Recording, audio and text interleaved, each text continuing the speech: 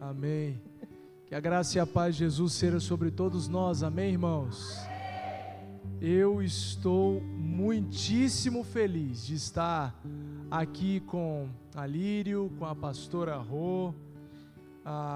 Para mim é um verdadeiro privilégio conhecer um pouco mais da história de vocês e estar alocado aqui, ter o privilégio de poder ministrar daquilo que o Senhor tem falado comigo e tem dado para mim, para eu poder partilhar com vocês. A pastora Rosilda é uma inspiração na minha vida, na vida da minha família. O coração verdadeiro, a força que ela carrega é para mim um grande exemplo.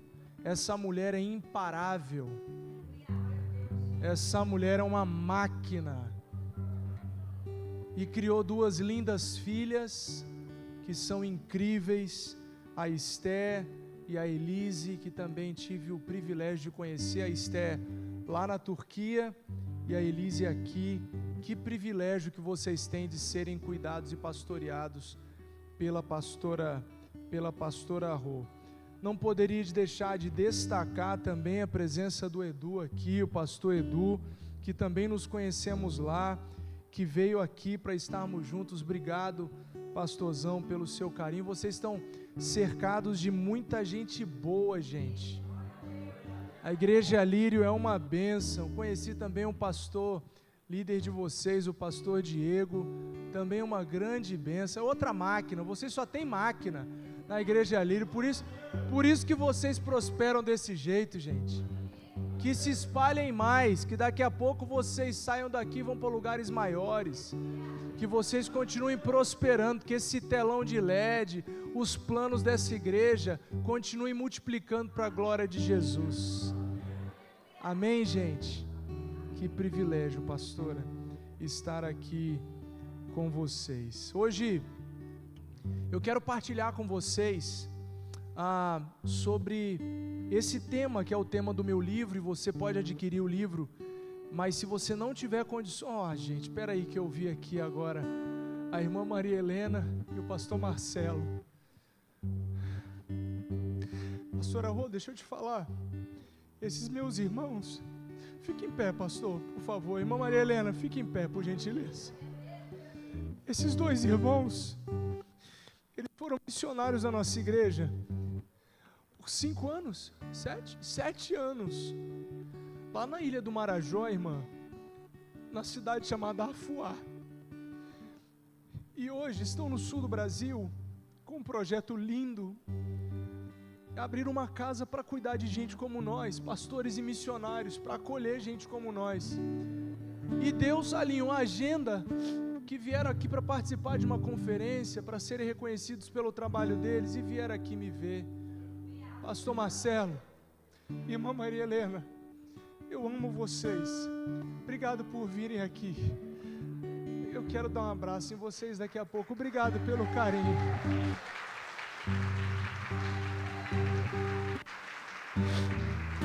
Eu honro a vida de vocês. Obrigado, meu irmão. Eu honro a vida de vocês, o exemplo que vocês são. É outra gente que é máquina também, que é incansável, imparável. Que Deus abençoe Verinha e Tâmara, as duas lindas filhas de vocês. Pode se sentar, obrigado pelo amor. Pode dar uma palavra, minha irmã.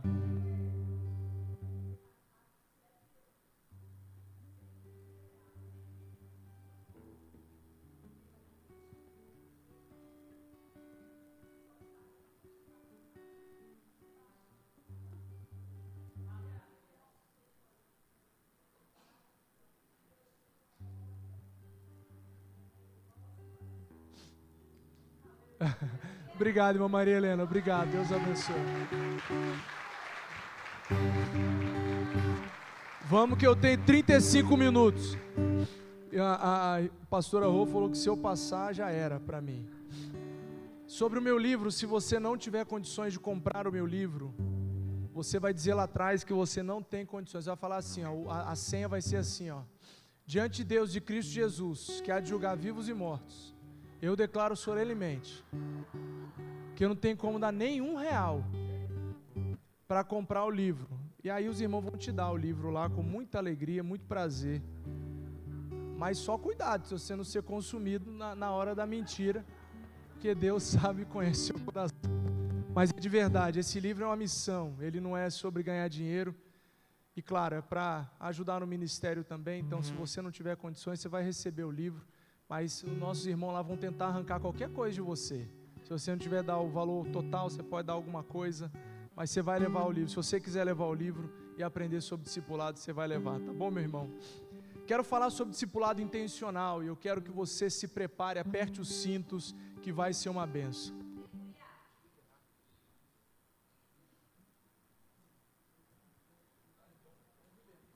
Estava tentando liberar ele, mas ele gosta. Eu quero falar sobre discipulado intencional, que é o jeito de Jesus de formar pessoas. Eu estou lidando com uma igreja formada de gente que é crente, então eu quero dar alguns princípios para vocês, que talvez ao longo da jornada você pode ter esquecido, e eu vim aqui ou para te lembrar, ou para te informar de princípios fundamentais sobre a vida de cada crente que nós temos que viver. Acredito absolutamente que nós vivemos num mundo cheio de informações, onde você tem informação muito fácil no Instagram, no Facebook, no TikTok, a galera mais jovem, no Snapchat, esse monte de coisa de informação no YouTube. Quantas informações nós temos, quantas informações evangélicas nós temos, quanta gente falando e pregando o evangelho, e nós tantas vezes nem sabemos se aquilo é verdade, se aquilo é verdadeiramente bíblico, mas a gente ouve aquilo e fala, que coisa maravilhosa. Sabe por quê? Porque hoje nós temos muita informação, inclusive informação bíblica e evangélica, mas nós temos pouquíssima transformação de vidas. Vamos falar do Brasil, por exemplo. Nós temos o maior número na história de evangélicos. Se a gente for só contar cristãos, contando católicos e evangélicos, nós temos um fenômeno. Nós somos uma grande maioria no Brasil. Mas a pergunta honesta que a gente precisa se fazer é: cadê as transformações? Onde estão as transformações? Nós temos dos dados do IBGE um número assustador de gente que se diz crente e que diz que ama Jesus, mas cadê a transformação? A começar das nossas relações mais simples, nas relações com o nosso colega de trabalho, na relação com o cara que abastece o nosso carro, com o trocador do ônibus. Tem trocador ainda no ônibus? Tem trocador com o motorista. Cadê a nossa gentileza, o nosso carinho, a nossa educação? Onde estão as transformações nas coisas básicas? Onde tantas vezes assinamos o ponto e chegamos atrasado, mas nós colocamos o horário como se fosse o horário verdadeiro da nossa chegada, que era lá, 8 horas da manhã ou 7 horas da manhã que seja. Mas aí nas pequenas mentirinhas, nas pequenas concessões, acabamos nos tornando iguais a todos os outros, que inclusive julgamos como piores do que nós, inclusive julgamos como gente que não deveria estar em cargos que estão, seja na nossa empresa que a gente presta serviço e trabalha, seja nos cargos políticos. Então a verdade é, estamos cheios de informação, mas temos pouca transformação. Misericórdia, irmãos. Mas esse não é um privilégio do Brasil. No mundo inteiro a gente tem muita coisa sendo dita, informação espiritual demais, mas pouca gente sendo transformada. A palavra de hoje é uma palavra de correção, é uma palavra de ajuste, uma palavra de impulsionamento dos crentes dessa igreja, para que vocês possam cumprir a missão que Deus deu a vocês, e a mim, obviamente, a nossa igreja. A igreja cresceu, irmãos. A igreja cresceu em tela de LED, em cultos, em eventos, em conteúdos, em grupos pequenos, grupo de casal, grupo de jovens. A gente tem muita coisa, mas nós enfraquecemos em discipulado. Você sabe por quê? Eu acho que você sabe. Hoje em dia as pessoas dão até dinheiro, até contribui com oferta para casa, dá os seus dízimos, dão as suas ofertas, mas o povo não está se dando. O povo não dá de si, não dá do seu tempo, não dá tempo para ensaiar, para poder tocar no domingo. Tudo tem que ser na correria, o povo chega atrasado. Não, aqui não, eu estou falando do meu povo lá. Jamais falarei isso de vocês. É da minha igreja, é a minha realidade. O povo que vai dar aula para as crianças se prepara. É lá, não daqui. Faz tudo na correria, tudo no improviso, tudo rapidão. É por isso, irmãos, que a gente prefere fazer culto, fazer evento, encher de conteúdo, mas a gente não quer pagar o preço de andar com gente, pagar o preço de pregar o evangelho simples e puro através da minha vida, do meu exemplo e daquilo que sai da minha boca. Deixa eu dar alguns princípios baseados em Mateus capítulo 28, abra sua Bíblia, por favor. Mateus capítulo 28, os versículos são 18, 19 e 20, o texto clássico da grande comissão. Ela é a grande comissão. Tem esse temazinho aí em cima do versículo 16? Tem a grande comissão escrita aí, ó. Isso não é bíblico não, mas está escrito aí, não é? Está escrito aí a grande comissão ou a grande opção? Comissão. É opcional a comissão? Você foi comissionado, você não é a grande opção, a grande, vê se você pode, não. É Jesus dizendo para os seus discípulos, e nós dizemos que somos os seus discípulos. Ele fala assim, ó, versículo 18: Então Jesus aproximou-se deles e disse: Foi-me dada toda a autoridade nos céus e na terra, portanto vão e façam discípulos de todas as nações, batizando-os em nome do Pai, do Filho e do Espírito Santo, ensinando-os a obedecer a tudo o que eu lhes ordenei, e eu estarei sempre com vocês até o fim dos tempos. Amém? Feche seus olhos, ora comigo mais uma vez. Senhor Deus, por graça e misericórdia, usa a minha vida, Senhor, para que haja uma grande revolução aqui nessa igreja. Uma revolução de discípulos comprometidos com a grande comissão. Uma revolução, um grande avivamento, onde gente vai se compreender participante absoluto daquilo que um dia o Senhor sonhou, não para uma instituição, mas para cada crente espalhado por toda a terra, de assumir a sua responsabilidade de pregar o evangelho e fazer discípulos de todas as nações. Eu oro por misericórdia, Senhor, porque não consigo ministrar ao coração de ninguém se o Teu Espírito Santo não os convencer da justiça, do pecado e do juízo, Pai. Encha o nosso coração com o temor santo. Abra as nossas mentes e os nossos corações, para que aqui haja libertação, para que haja cura, para que haja restauração, para que haja transformação de vidas, para a glória do Teu nome, no nome de Jesus. Amém e amém. Deus é bom, né, irmãos? Louvado seja Deus. Irmãos, a partir do texto bíblico, que é a nossa base, Mateus 28, 18 a 20, nós vemos que Jesus, Ele não nos mandou frequentar a igreja, mesmo que frequentar a igreja seja extremamente importante, fundamental na nossa vida, no nosso ajuste. Estava conversando com um rapaz ontem, que não está muito afim de igreja, está afastado, o rapaz, e aí eu falei para ele, que ele não está, a igreja, como quem disse que igreja, aquelas papo furado que os caras falam, aquele monte de coisa que o pessoal fala mesmo.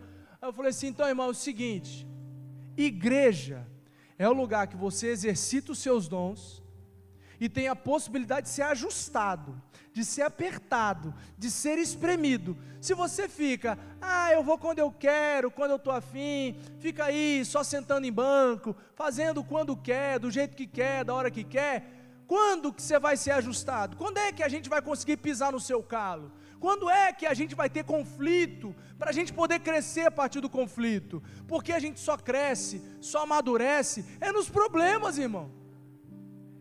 Criança só cresce de verdade quando ela tem problema, quando ela mete o dedão lá na tomada, aí pronto, nunca mais vai botar o dedo na tomada. Se o pai fica o tempo todo, ei, não bota o dedo, aí tampa todos os negócios lá da casa, tampa tudo, a criança nunca vai experimentar um choquinho de leve. Tomou um choquinho ali, nunca mais vai botar o dedo. Se protege demais. Então é na igreja que a gente se ajusta. Igreja não é lugar para você frequentar.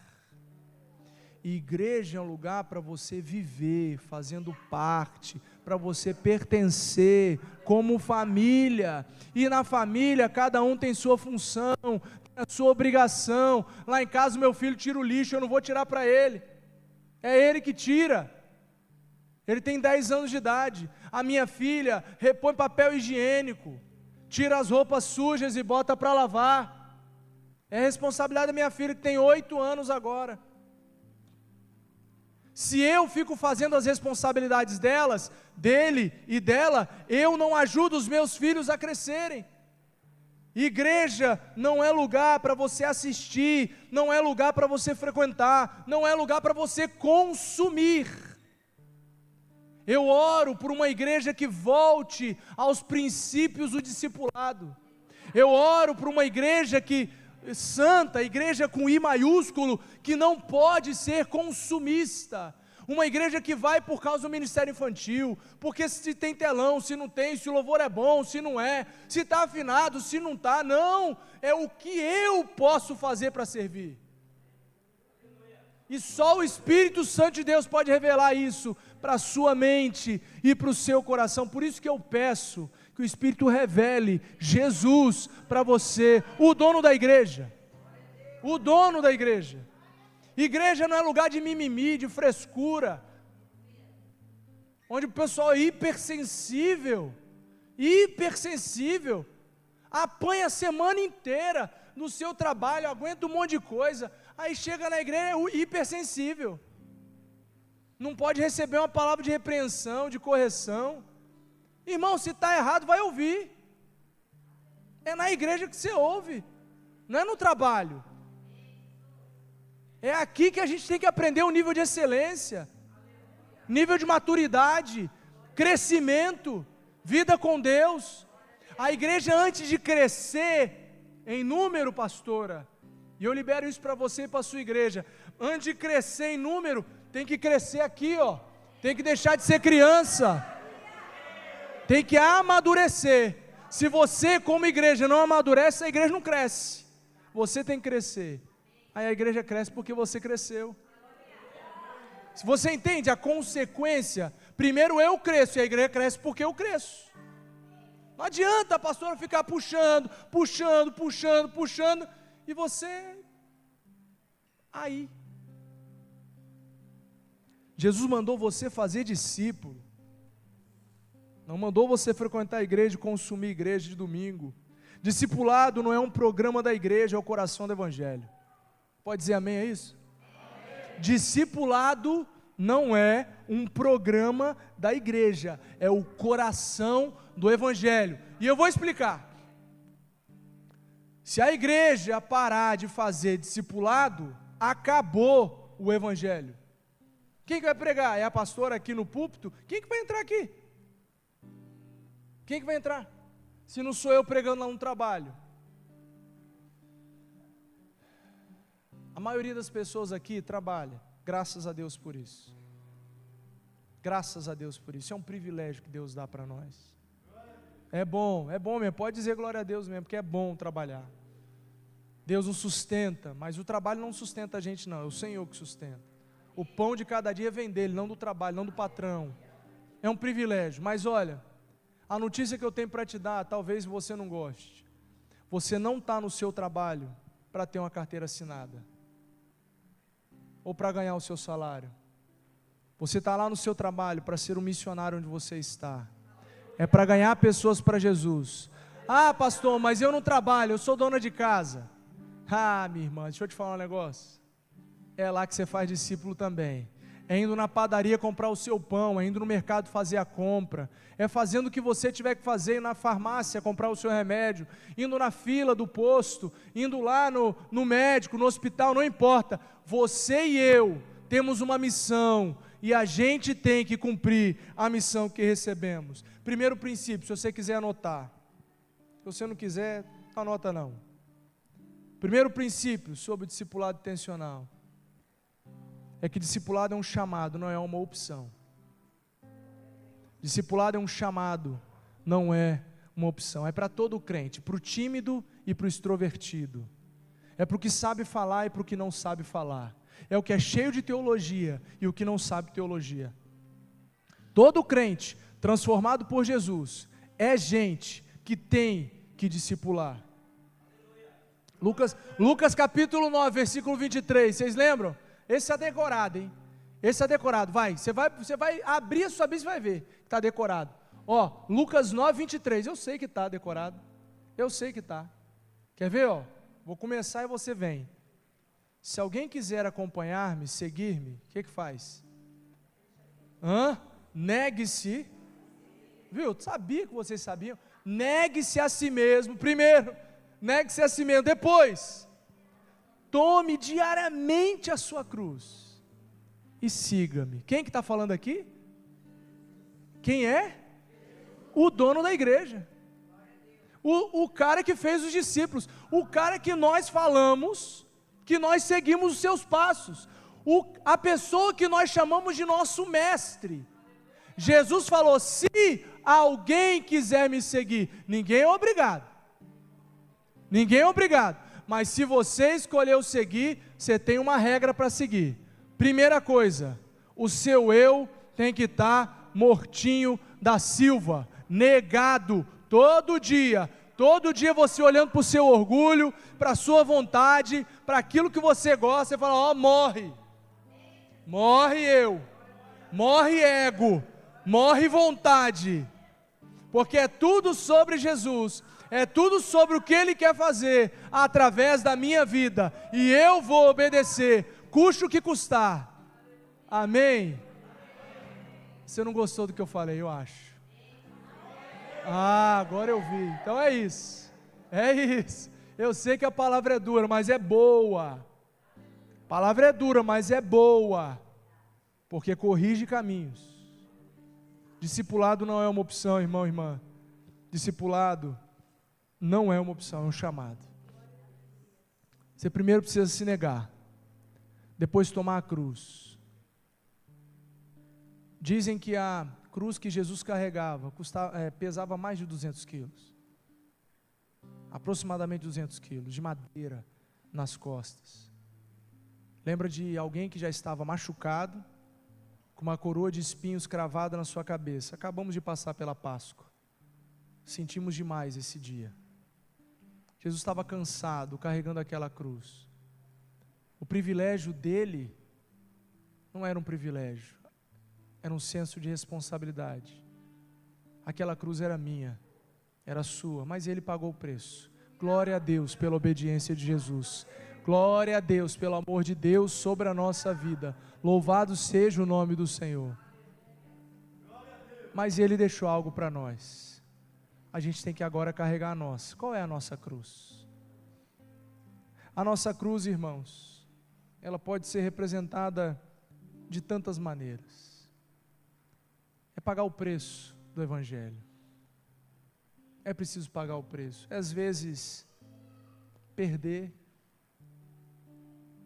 É muitas vezes dar o outro lado da face. É tantas vezes ser perseguido e não poder revidar. Meu irmão, minha irmã.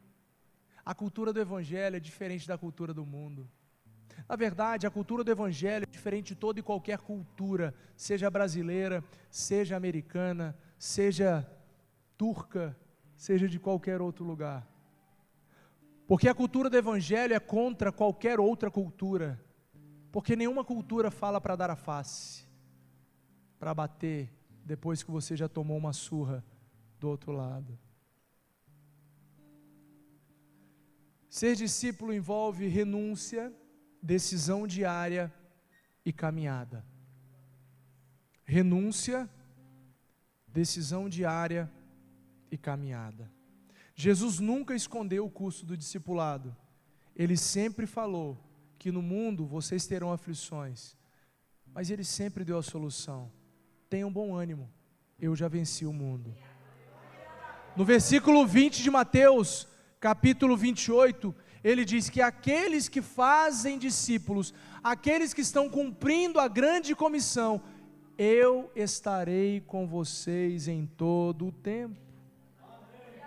Eu estarei com vocês em todo o tempo. Não é uma promessa solta, Edu, não é. É para aqueles que estão cumprindo a minha grande comissão, eu estarei com vocês. Então, aqueles que renunciam, aqueles que tomam a decisão diária, aqueles que caminham crendo e permanecendo naquilo que Jesus prometeu, Jesus nunca os abandonará. Crê nisso. Mesmo que os dias sejam difíceis, mesmo que os dias possam parecer desesperadores e sem esperança, o Senhor é a nossa esperança e nós confiamos nele. João, capítulo 8, versículo 31, eu vou passar por esse verso rapidamente por causa do tempo. Se vocês permanecerem firmes na minha palavra, verdadeiramente serão meus discípulos. Discípulo é gente que permanece, não é gente que desiste. É gente que no aperto se abraça, não se solta. Porque é quando a gente se abraça que a gente resiste. Crer, irmãos, no Evangelho é só o começo. Permanecer que é o discipulado. Muita gente crê em Jesus. O diabo crê em Jesus, na verdade ele sabe quem Jesus é e treme, mas pouca gente caminha com Jesus. Crer é mais do que você saber que existe. Crer é entrega que gera confiança. Você entendeu? Crer não é só saber que existe, é o resultado da entrega por causa da confiança.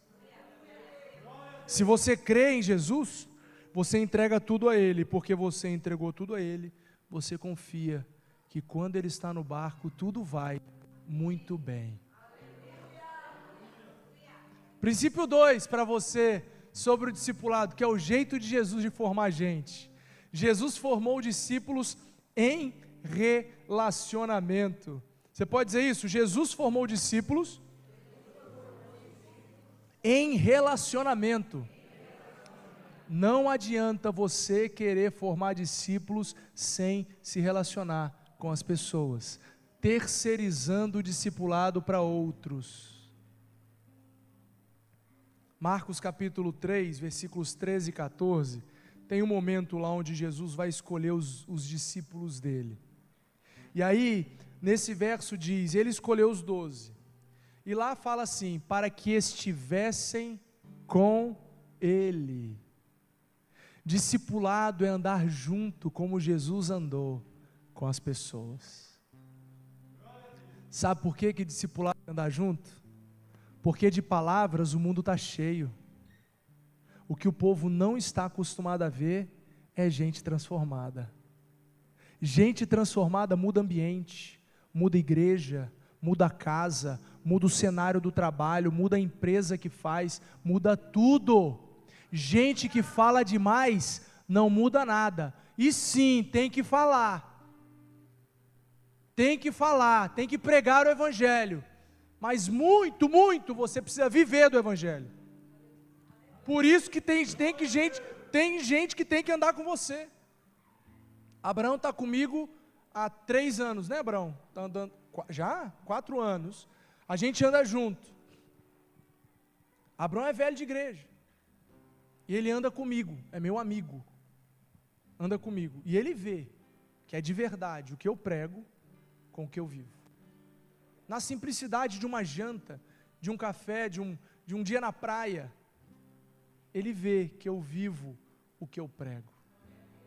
O Eric, tá, quantos anos, Eric? Não vamos contar 2005 não, tem o quê, 20 já?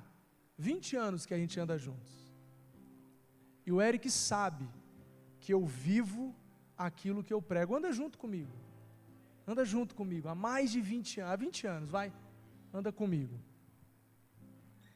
Você pode perguntar para as pessoas que andam com você, se elas veem Jesus em você? Você tem coragem de chegar para sua esposa, para o seu marido, para os seus filhos? Vamos começar em casa, ok? Vamos começar complicado. Comece em casa e faz essa pergunta: você vê Jesus na minha vida? Beleza, aí deixa a galera responder, não se ofende não, se falar que não, hein? Muda, transforma. Aí vai para o seu trabalho lá, chega no seu trabalho e fala assim, a pessoa mais íntima do seu trabalho, você chama do lado e fala assim, aqui, você vê Jesus na minha vida? E deixa eu ouvir. Quero ver se você é homem para perguntar isso lá no seu trabalho. Quero ver se você é mulher para perguntar isso aí no seu trabalho. Para os seus vizinhos. Ai, não, vizinho não. Deixa para lá vizinho, né, gente? Vizinho te... passa. Pergunta para os seus vizinhos. Irmãos, precisamos avaliar a nossa vida. E às vezes nós temos uma visão equivocada sobre o jeito e o estilo de vida que vivemos. A gente acha que a gente é super crente, mas tem gente que está olhando para nós e está vendo nada de Jesus, porque eu sou fofoqueiro, eu sou mesquinho, eu falo mal do patrão, eu falo mal do meu marido para as minhas amigas, da minha esposa para os meus amigos, eu não reflito Jesus. Deixa o povo falar, tenha coragem. Pastor, depois você me fala como é que foi o resultado, se eu acabei com a igreja ou se eu edifiquei, irmã, porque assim, o objetivo é edificar. É porque caso os irmãos chegam para você e falam, pastor, eu estou chocado, os meus vizinhos, a minha família, o meu trabalho falou que eu não vejo Jesus em mim. Ótimo, é agora, você vai estar com o coração pronto para receber, porque enquanto você acha que você é super crente, você é arrogante, aí você não tem como aprender mais nada, porque você já sabe, já está bom, está pronto, está num passo do céu. Deixa o povo falar, deixa o povo ver. Jesus chamou para andar junto com Ele. Antes de ensinar, Jesus chamou para estar. Chama as pessoas para andarem com você. Discipulado, irmãos, olha só. Primeiro, não acontece à distância. Segundo, não acontece aqui só, no púlpito. E terceiro, só acontece na convivência entre pessoas. Você precisa se relacionar com pessoas de maneira intencional. Amém? Jesus precisa ser conhecido. As pessoas estão morrendo, indo para o inferno, e você é o agente de Jesus para pregar esse evangelho. É a sua responsabilidade, não é a minha eu estou cumprindo, cumpre você a sua. Atos capítulo 4 versículo 13 fala, reconheceram que eles haviam estado com Jesus, falando sobre os discípulos. Falou assim, olha, são eles andaram com Jesus, por quê? Por causa do jeito, eles falavam como mestre, eles ensinavam como mestre, eles andavam como mestre. A gente vai pegando os cacuetes de Jesus, à medida que a gente vai se relacionando com Ele, a gente vai sendo parecido com Ele. Aleluia, eu quero ser parecido com o meu mestre Jesus. Eu preciso andar com Ele, eu preciso conhecer na palavra, eu preciso andar com o meu Jesus. O que transforma, irmãos, não é só conteúdo, mas é a proximidade com Cristo. Discipulado é vida compartilhada, sou eu compartilhando com Abraão, sou eu compartilhando com Eric, a simplicidade do dia a dia. Não é sobre evangeliquez, uma linguagem evangélica, não, é na simplicidade do nosso dia a dia. É quando eu jogo PlayStation lá com os meus jovens, eu arrebento no FIFA, tá? Só para você saber. Eu arrebento, eu regaço com todos eles lá. E não tem ninguém aqui para se defender, é isso. É ali, quando eu estou perdendo, quando eu estou ganhando, que eu mostro que eu sou de Jesus. é no futebol. Tem corintiano aqui? Tem palmeirense? Tem pouco. Palmeirense deu ruim aqui. Palmeirense deu ruim. Tem São Paulino? Tem nada aqui? Tem gente, eu sou nada. Isso. Tem flamenguista aqui também, gente? Tem uns 3 ou 4. Misericórdia não, irmão. Aí eu te repreendo, porque aí não dá. Poxa vida. Eu sou do Espírito Santo, gente. Espírito Santo não tem time, então a gente torce pro time do Rio. É lá no jogo do Corinthians, do Palmeiras, do São Paulo, que a gente mostra Jesus. Porque no estádio não está liberado falar palavrão não, tá, irmão? Só para você saber. No jogo, está liberado falar palavrão não. Quando você está jogando futebol, irmão, aí, presta atenção. Boca suja, presta atenção. Quando está jogando futebol, está liberado falar palavrão não, irmão. Está liberado não. Não é passe livre não. Estou no futebol, pode. Deus perdoa. Terceiro princípio, eu estou acabando. Eu tenho mais 4 minutos. Discipulado transforma o caráter.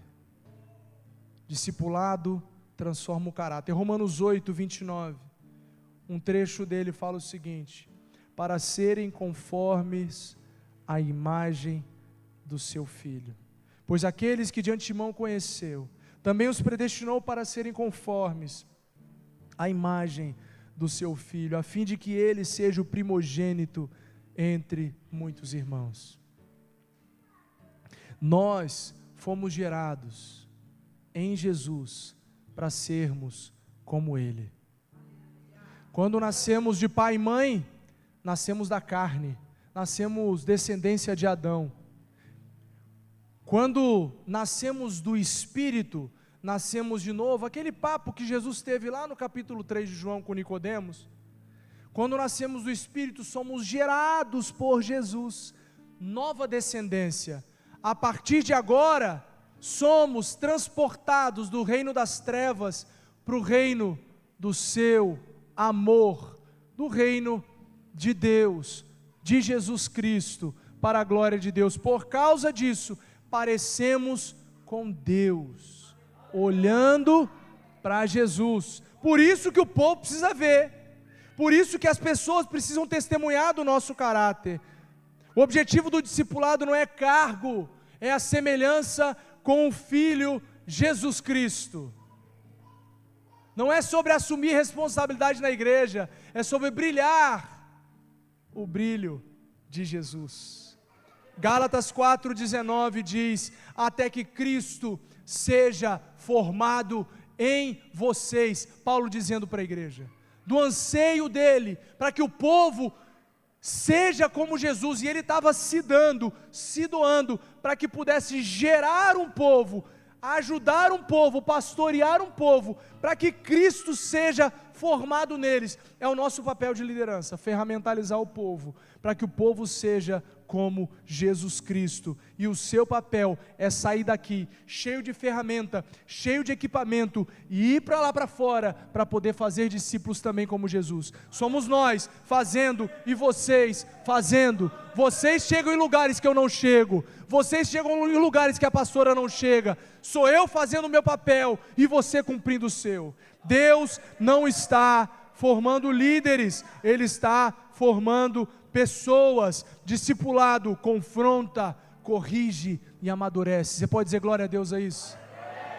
É isso, o discipulado é isso. O último princípio, glória a Deus, aleluia, louvado seja Deus por isso. Último princípio: todo discipulado, todo discípulo é chamado para fazer novos discípulos. Agora você vai repetir esse princípio da seguinte maneira: você vai falar assim, eu como discípulo, fala, sou chamado a fazer outros discípulos. Exatamente, o seu papel é formar Jesus nos outros. 2 Timóteo capítulo 2, versículo 2, diz o seguinte: confie a homens fiéis, que sejam capazes de ensinar a outros. As palavras que você me ouviu dizer na presença de muitas testemunhas, confia-as a homens fiéis, que sejam também capazes de ensiná-las a outros. A orientação de Paulo ao jovem Timóteo mostra aqui uma beleza impressionante. 4 gerações de discipulado. Paulo discipulou Timóteo. Timóteo agora discipularia outros homens que seriam fiéis, e esses homens discipulariam outros homens. João capítulo 15, João 15, versículo 8 fala: nisto é glorificado o meu Pai, que vocês deem muito fruto. Discípulos saudáveis geram discípulos. Discípulos que não são saudáveis não fazem a menor diferença nesse mundo. Em Mateus, eu termino assim, Mateus capítulo 9, versículo 36, ao ver as multidões, teve compaixão delas, porque estavam aflitas e desamparadas, como ovelhas sem pastor. Jesus viu as pessoas, Ele viu pessoas cansadas, Ele viu pessoas desorientadas, Ele viu pessoas sem acompanhamento e falou assim: eu preciso dar uma resposta. E quando Ele pensou na resposta, Ele deu imediatamente, mas Ele não só deu a si, Ele nos deu para os outros também. Assim como Jesus se deu, Ele falou para a gente também se dar para os outros. Não acontece discipulado se você está preocupado com o seu umbigo. Não acontece discipulado se você só está preocupado em ganhar dinheiro, em conquistar, em ter, em fazer, em cuidar só da sua família. A resposta de Jesus não foi um evento, foi discipulado. Eu tenho 3 perguntas e eu termino. Primeira pergunta: quem que está discipulando você? Porque alguém que discipula você, olha nos seus olhos e faz as perguntas difíceis. Eu faço perguntas difíceis para Abraão. Eu faço perguntas difíceis para o Eric. E eles também, tantas vezes, têm liberdade de fazer perguntas difíceis para mim. Eu tenho os meus discipuladores que me fazem perguntas difíceis. Quem que está andando com você? Quem é uma figura de autoridade, de maturidade sobre a sua vida, que conhece o seu coração e faz as perguntas difíceis? Checa como é que está o seu casamento, checa como é que está a sua vida na internet. Vai lá no seu Instagram, ei, deixa eu te dar essa, presta atenção no que eu vou falar agora. Vai lá no seu Instagram, na lupinha do seu Instagram e vê o que é que você está vendo. Porque na lupinha do seu Instagram tem as suas atividades, o que você mais gosta de ver, e também os amigos que você tem, o que eles mais gostam de ver. Cuidado. Quem é que está pegando seu telefone? Presta seu telefone rápido. Uma vez, irmãos, cheguei para um irmão lá, meu telefone caiu a bateria, eu pedi o telefone do irmão emprestado. Quando eu ia fazer uma pesquisa no Safari, não tinha chat GPT na época. Aí eu cheguei no Safari, quando eu abri o Safari do telefone dele, o negócio de internet, meu Deus, eu quero seu telefone não, irmão, obrigado. Deus que me livre. Segunda pergunta: quem você está discipulando? Ah, mas pastor, eu sou novo crente. Não importa, daquilo que você tem, você derrama. O pouquinho que você tem é o pouquinho que você partilha.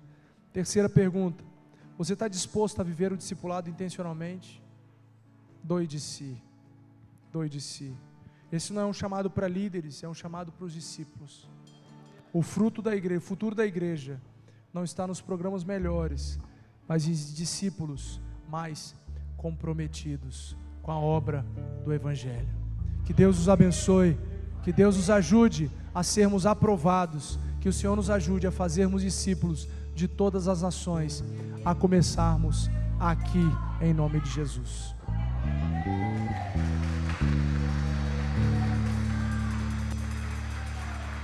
Amém, louvado